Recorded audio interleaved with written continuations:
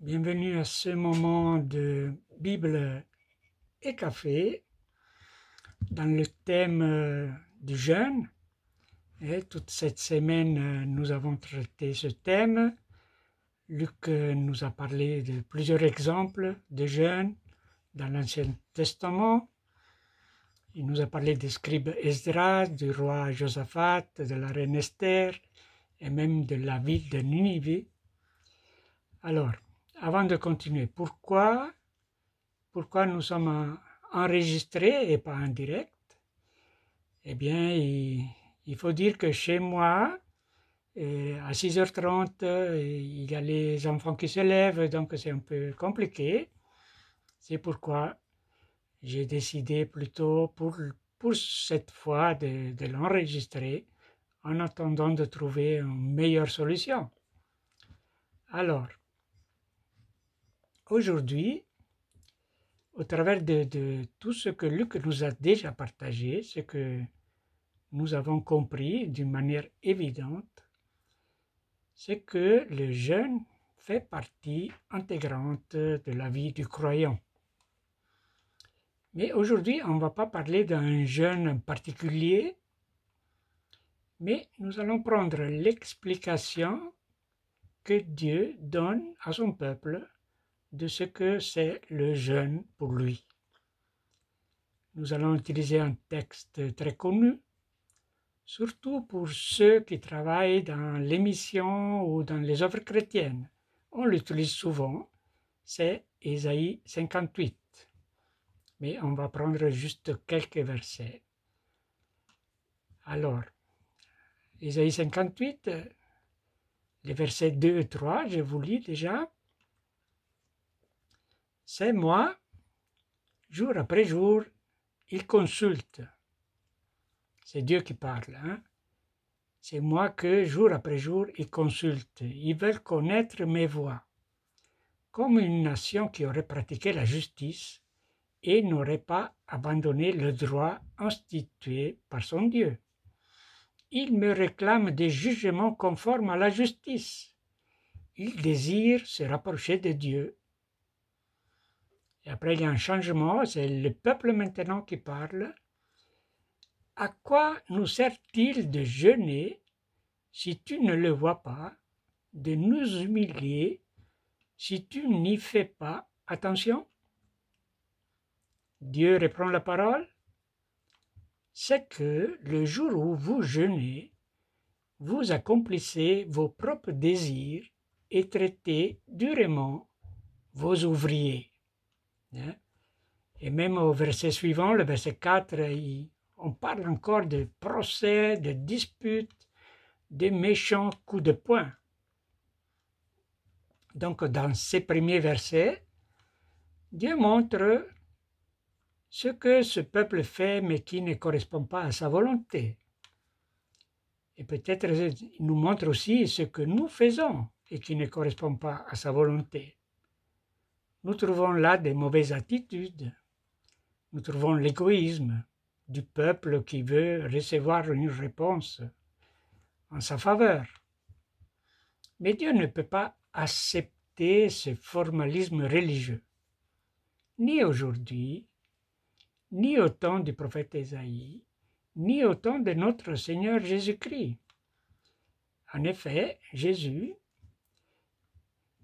en parle dans sa condamnation au formalisme religieux. Luc nous a parlé aussi.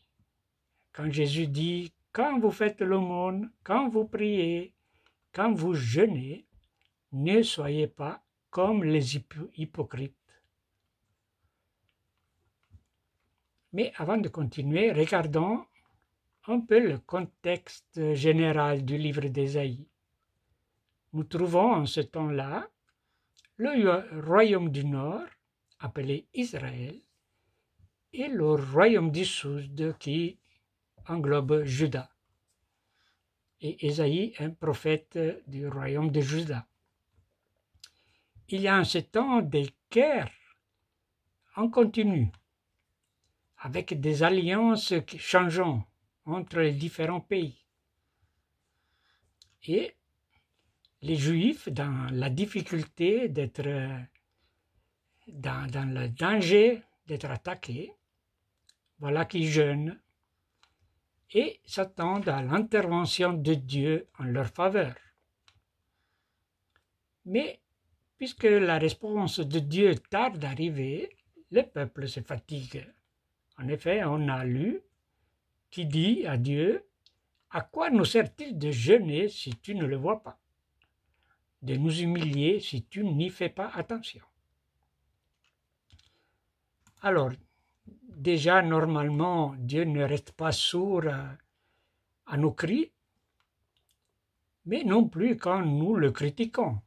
Hein? Et la réponse au peuple est claire et irréfutable. On a lu, ils veulent connaître mes voies comme une nation qui aurait pratiqué la justice. Est-ce que le peuple de Juda pratiquait la justice en ce temps-là? Hein? Est-ce que nous pratiquons la justice? Il y a même dans le chapitre suivant, Ésaïe, ils ajoutent encore une couche.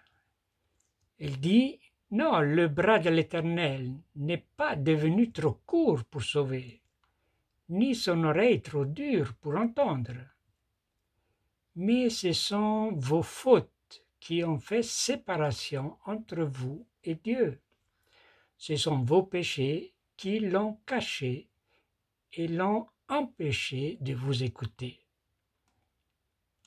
Alors, on ne peut pas être plus clair que ça. Hein? Et Dieu était très clair avec son peuple. Mais heureusement que Dieu ne se limite jamais à mettre le doigt sur le problème. Il montre aussi toujours le bon chemin. Et nous le trouvons dans les versets suivants du chapitre 58, les versets 6 et 7, qui nous intéressent d'une manière particulière aujourd'hui. Je vous les lis. Voici le genre de jeûne que je préconise. Détacher les chaînes dues à la méchanceté, dénuer les liens de l'esclavage, renvoyer libres ceux qui l'en maltraitent, mettre fin aux contraintes de toutes sortes, partage ton pain avec celui qui a faim et fais entrer chez toi les pauvres sans foyer. Quand tu vois un homme nu, couvre-le. Ne cherche pas à éviter celui qui est fait de la même chair que toi. Ces deux versets, on va essayer de mieux les comprendre. Mais ce que je dois vous dire, c'est que pendant longtemps, j'ai pensé que ce texte abolissait en quelque sorte le jeûne. Mon interprétation a été, plutôt que de faire ces actes religieux comme le jeûne, va aider ceux qui sont dans le besoin. C'est ça que moi je veux, et pas le jeûne. Mais bien sûr, je me trompais. Hein? En réalité, par ce texte, Dieu nous donne la possibilité de faire un jeûne qui dépasse la simple absence de nourriture. Jeûner signifie renoncer à quelque chose. Dans notre passage, au verset 6 et 7 que nous venons de lire, j'ai trouvé deux points importants pour nous aujourd'hui. Il y a d'abord Dieu qui demande de renoncer à notre zone de confort. Et je le trouve dans le verset 6. Lorsqu'il est dit de détacher les chaînes de la méchanceté, dénouer les liens de l'esclavage, renvoyer libre, mettre fin aux contraintes. Pour nous aujourd'hui, cela signifie se mettre en jeu en exprimant nos opinions sur des thèmes chauds de notre société et même de la planète. Sommes-nous prêts à renoncer, voilà, on doit renoncer à quelque chose, sommes-nous prêts à renoncer peut-être à l'estime que nous avons auprès des autres en donnant notre avis sur des thèmes comme l'homosexualité ou l'avortement ou l'acharnement thérapeutique, le suicide assisté, le concubinage, les réfugiés, le secret bancaire, vous pouvez ajouter tout plein d'autres choses. Sommes-nous prêts à renoncer à un peu de notre temps pour nous engager à côté peut-être de Arocha, l'association qui s'occupe de l'écologie, ou à côté de Philippe de Kourou contre l'esclavage de la prostitution? Sommes-nous prêts à renoncer à nos sécurités pour servir Dieu et notre prochain, peut-être dans un pays du tiers-monde? Sommes-nous prêts à renoncer? Ça, c'est le jeûne. Alors, ceux qui participent au cours Juste Peuple, Justice sociale en français, pourront bien comprendre le second point que nous trouvons dans le verset 7, là où il est dit de partager le pain avec celui qui a faim, de faire entrer chez toi le pauvre sans foyer, de couvrir l'un qui est nu, et de ne pas éviter celui qui est fait de la même chair que toi. Au travers de ce cours de Pinault, nous avons compris que nous devons avoir une vie plus simple en renonçant au surplus que nous avons dans notre société basé sur le consumérisme. Je ne connaissais pas ce mot, c'est Pinault qui nous a expliqué. En d'autres mots, cela signifie consommer moins pour avoir plus à offrir plus loin. Cela signifie aussi renoncer à acheter des produits venant d'entreprises qui ne respectent pas les lois du travail ou même les droits de l'homme. Cela signifie renoncer à acheter le dernier modèle d'iPhone, d'ordinateur, de télévision, d'habits à la mode, pour nous engager ou engager notre argent dans des associations qui s'occupent des marginaux, des drogués, des réfugiés et quoi encore.